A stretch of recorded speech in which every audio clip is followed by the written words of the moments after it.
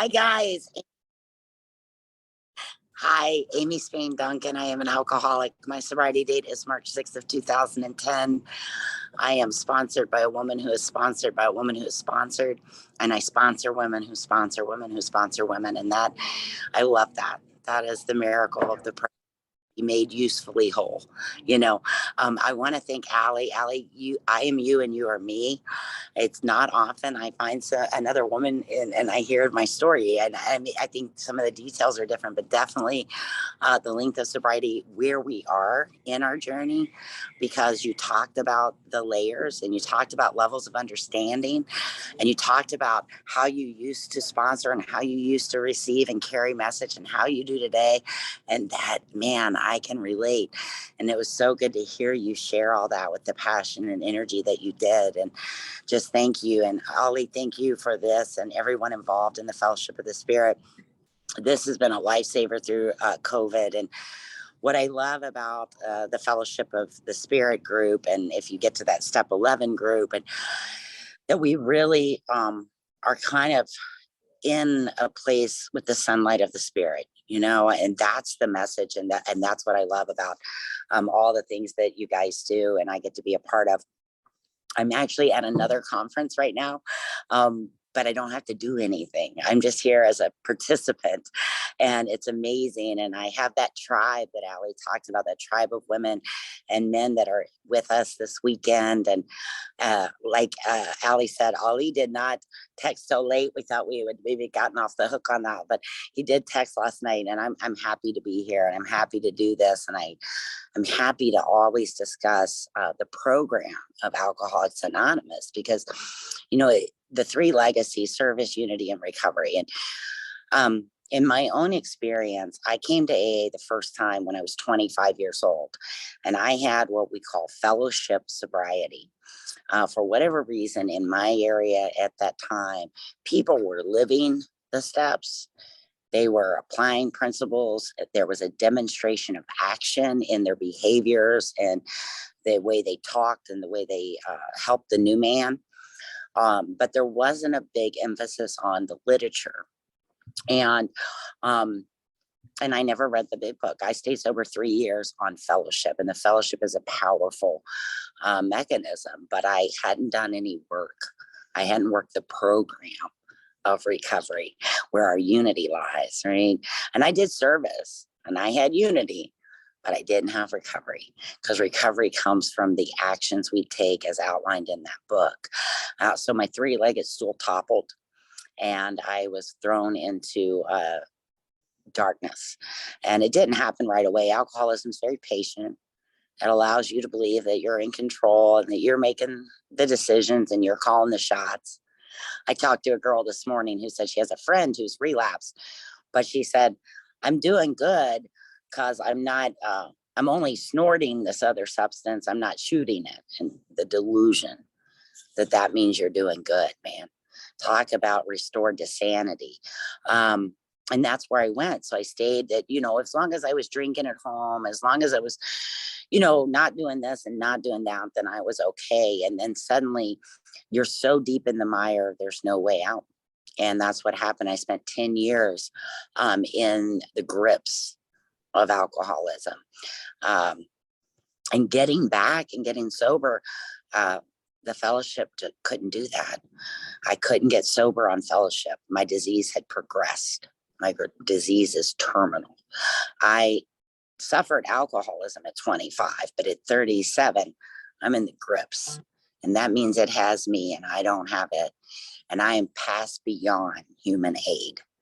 So what's the solution to that? Well, that's where our beautiful 12 steps and the well-written book, Allie, I love that, the editorial she gave of the big book comes in. So in March 6th of 2010, I entered a homeless shelter because that's where my life was at that time. And they put a big book in my hand. And for the next 12 months, I was going to live in that homeless shelter and be part of this recovery program they had there. And part of that was going to be that literature of recovery, the program of Alcoholics Anonymous. And the thing is, the fellowship's fun. The fellowship's full of laughter and everybody smells good and people are funny and no one's mad and the fellowship is easy. But the work, the leveling of pride, right? The destruction of self and ego, the risk it takes ask us to take, the work that is uncomfortable. And that is why you have to have this gift of desperation, right? Our 12 and 12 says, no alcoholic is willing to, do this kind of thing unless their life actually depends on it. So at 37, I was beaten into a state of reasonableness, but I just kept coming to your meetings for 2 years thinking, why isn't it working? I'm drinking your coffee. I'm holding your hand. I'm saying your prayers. Why can't I get sober? Because I was trying to get sober on fellowship once again. And it wasn't until 2010 that I finally said, okay, I surrender. Give me the work. Give me the work. And I want you to know, I'm just the big book didn't make a lot of sense to me at first. You always start with all the prefaces and the forward, and then you get in Bill's story. And honestly, I was so far gone mentally, the damage, the blows to the head from living on the streets. And I'm a rager and I like to get in fist fights with people, cops, men, it doesn't matter. I'll fight a light post if I'm drunk enough. And so things didn't make sense. My brain was damaged. And so it was hard for me to understand and read what I was reading. And I had a sponsor and she said, have you read Bill's story? And I was like, yeah. She was like, what did you get out of it? And I'm like, I don't know really a lot. And so I needed that information broke down for me. And she said, it's important that the information moves from here to here. It can't be information that you read and understood because self-knowledge avails us, it's not going to help you. It's not a defense against the first drink. What this has to, my sponsor says we have to digest it. You have to digest this. And anyway, if you're struggling with that or you're not sure, my experience was that my sponsor took me to the first full paragraph on page 6 of Bill's story. And it says, the remorse, horror, and hopelessness of the next morning are unforgettable. She said, you know what that is? And it washed over me because I know the horror and hopelessness and remorse of the next morning. When you miss that big event you were supposed to be at, when your child has celebrated a birthday and you forgot to call. When you promised yourself you weren't going to do this again and you wake up and you did. And the job's gone because you're late again. And the family's mad because you've messed up again. I know that remorse and that horror, just that first line. But she made me read on. The courage to do battle was not there. My brain raced uncontrollably. God, the intrusive thoughts. I used to say it was like sitting next to a highway where semi trucks were going past, just choo, choo, choo. And I couldn't grab a thought to think of it for any length of time. I was badly mangled. So much of this I could relate to, and it talks about the writhing nerves and the will to do battle. And should I kill myself? The suicidal thoughts and intentions, the hopelessness of that. But this last line, gin would fix that. So 2 bottles and oblivion. Man, I know what that means. Now I'm relating to Bill. Now I know what Bill's feeling because I felt that. And even though Bill was a stockbroker and Allie was in South Florida and I was on the streets in Louisville, we all know that. You know that because you have what I have. We have alcoholism. So you know what the horror, remorse, and regret. And you know the oblivion that we seek, that we look for in that gin or whatever your bottle is, right? That's my relief. I have to blot out the intolerable consciousness of my existence. Whoa, you've got my attention. Now I'm on fire for that book. Now I'm eager to read and I'm blown away. How did they know? How did they know? How did they know? I get into parts of that book where it tells me that by every form of self-deception, I'm going to try to prove myself a normal drinker, right? And it says, I'll take a trip. I won't take a trip. I'm only going to drink gin. I won't drink hard liquor, right? On page 31.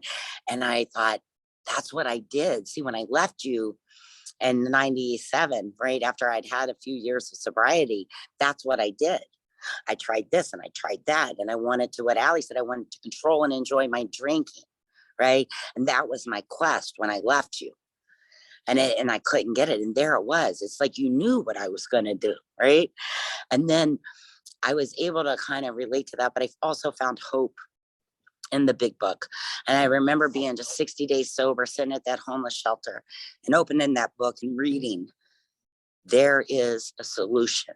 And tears dropped from my eyes and fell to that page. What good news. What good news this book held for me.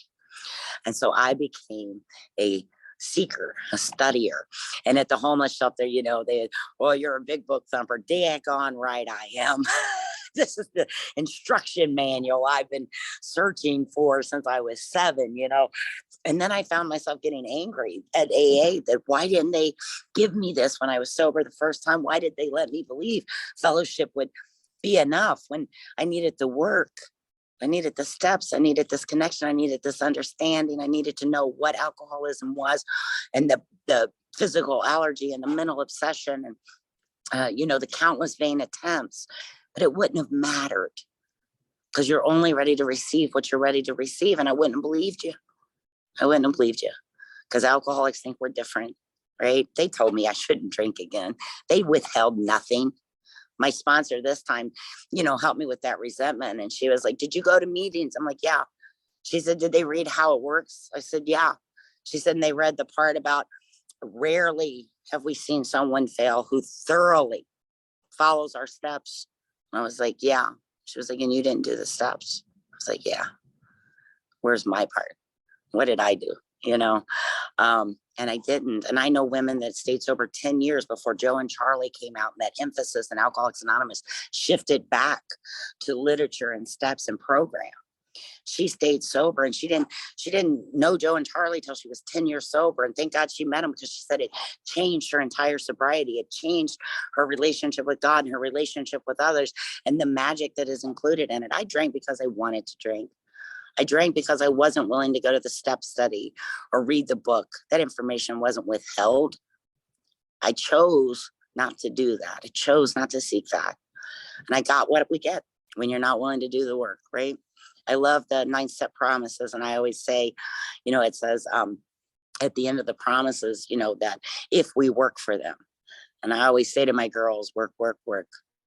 That's where it is. We have to work for this. We have to be willing to expose ourselves, to be vulnerable, to level our pride, to continue to work, to find humility, to seek.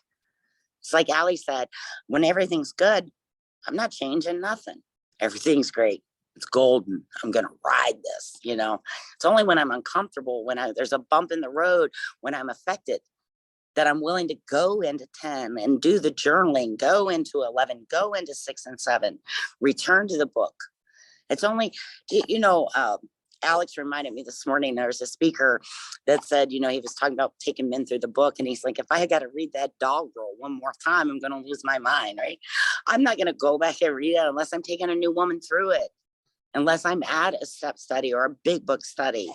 Right? I have to be willing to continue to seek and find that new information. I was at that homeless shelter. I was about 30 days sober. My father was 20 years sober when I got sober. And he was probably the only member of the family that had any compassion or understanding for me by that time. We make our families neurotic and they were hurt and they had so much pain and disappointment. But Dad, because he has what we have and he was sober in these rooms, he had a different compassion for me. And so he was the easiest person to call. You only got so many calls and you had to use the pay phone and I didn't have much money. So I would call my dad. And I called him one night and I said, what are you doing, Daddy? He said, I'm reading Bill's story. And I said, haven't you already read that?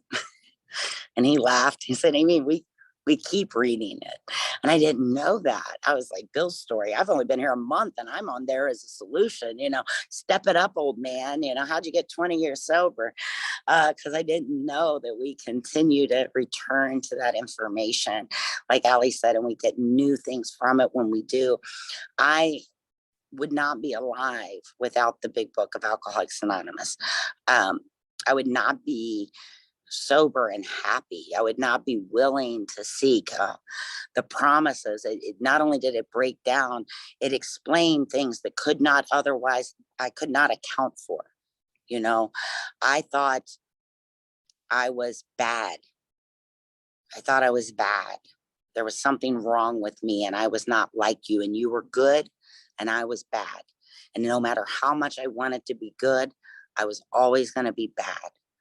And you said, you're not bad person trying to be good, Amy. You're a sick person trying to be well. And I doubted you. I thought maybe you're a sick person trying to be well. But I've been in trouble since I was 7 years old. I continually hurt people. I break promises. I do things I don't even want to do. I'm bad. And that book started giving me some relief. It started giving me a doctor's opinion about what was wrong with me. It gave me a diagnosis. Now I can become properly armed with some facts about myself and this disease. Now I don't have to surrender to the drink. I know that I can be uncomfortable and stay sober. I know that there are layers to this thing. I know that there is greater things ahead. As good as it felt, I'm like Allie, a year sober, I'm still living at a homeless shelter, and I'm happier than I've ever been in my life. And I live with 200 other women. I got a roommate, and I see my kids on Sundays. And I thought, man, this is the best I've ever had it. Right? It gets better. It gets even better than that. If I don't let the spirit get blocked out by the clamor. So I like Allie, I went back to school at 3 years sober, and I got that associate's degree. And then I stayed in school and I got a bachelor's degree. My life has continually improved materially, right? Because I mean, that just comes with going to work. Turns out, if you go to work every day, you start getting some financial security, and you don't spend it all at the liquor store. So just by living right, I got some of those things. But it's more than that. It's the gratitude. Last weekend, I was with my daughters. They're grown, my grown children. And we'd gone down to Florida to see the manatees before they migrate out of Crystal River, because we love that, And I'm there with my 3 girls, and they're grown, and they talk to me, and they love me, and they admire me, and I get to be their mom today. And I'm standing on the beach, and they're laying in the sand. There's a drum circle over to the right. And I drop to my knees and start weeping in grace and gratitude. I hope I never forget the miracle that I get to do these things today, that I have been picked up and from the scrap heap, that I've been saved, a wretch like me, to live a useful and productive life. The information is in the book. I think it is good to go through the book with someone else. There was so much I didn't understand. There were so many things that didn't make sense. If I'd done it alone, I would have said, I don't get it. I don't get what Bill's talking about. I would have never seen the stages of Bill's suicidal ideation. I wouldn't have noticed that Bill said, I would never jump off. And up by page 6, Bill says, should I kill myself? And a page later, Bill's moving his mattress to the ground floor so that he doesn't jump from the 2nd story window. I wouldn't have seen the truth and the patterns, the pain and the misery that existed in Bill's story before he found before he formed Alcoholics Anonymous, before his white light experience. I wouldn't have seen the magic of that. I wouldn't have related the way I relate. And then from there, once I'm sold on that set of ideas, once I've bought in, then it sets me out on a vigorous course of action. I wouldn't know that there's not a chapter called Into Thinking, right? I would still be using this alcoholic brain to figure out all the problems of the world. I wouldn't know to keep it simple. I wouldn't know to rely completely on my higher power. I wouldn't know what to do when I am doubtful, right? Or agitated. It gives me clear direction. I didn't know how to pray. I was undisciplined. But I allow God to discipline me in the way that is outlined on 86 and 87. And I say those prayers and I do those things. And I take other women through the book and we do the prayers and we do the things. You know, I'm not a sponsor that has any packets for you when you get sober. I've got this 164 pages and we're going to read the book and we're going to do what it says. Right. And I'm going to couple that with traditions and concepts and unity and service. We're going to get busy in service, right? And we're going to continue and practice and improve on these things in 10, 11, and 12. And when I get in the mire and I haven't done a thorough 10 because things have been great and I'm going to let that slide and that wasn't a big deal. And everybody does that. No need to inventory at it, right? Because I don't like to always do the work. And then I find myself on fire, knee deep in poop, right? And my sponsor will say, you're back to 4. I want a full inventory. This, you've neglected 10 so long. We're back on 4. And then I got to do a 4-step inventory and a 5th step. And I got to revisit 6 and 7.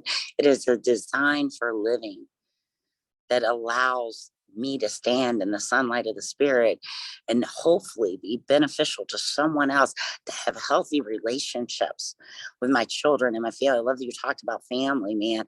It's so important. The living amends I have to that. The living amends to myself, my community, society as a whole. Like the book lets me do all of those things, the instructions, right? And then I follow the instructions and I get to live this fabulous, wonderful life.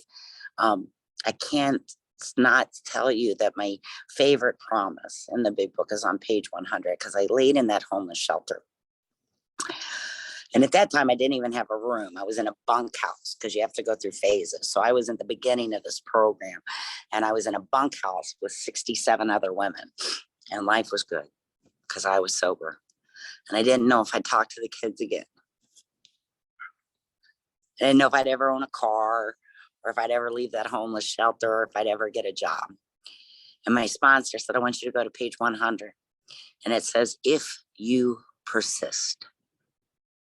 If you persist, remarkable things will happen, no matter what your present circumstance. And that promise I held on to. Now, that promise had some stipulations like all the promises, right? It says you and the new man must walk day by day on the path of spiritual progress. But if you persist, remarkable things will happen. I've never heard anything in the big book that wasn't true. No promise made that wasn't fulfilled. But that is by far my favorite. And with my girls, I tell them persist through COVID, persist through depression, persist through death and grief and breakup and loss, and persist. And if you persist, remarkable things will happen. Ali, I thank you so much for allowing me to be here. I don't know what time it is. I'm trying to get us back on schedule. So that's my service for today if I'm early. Thank you all. Thank you.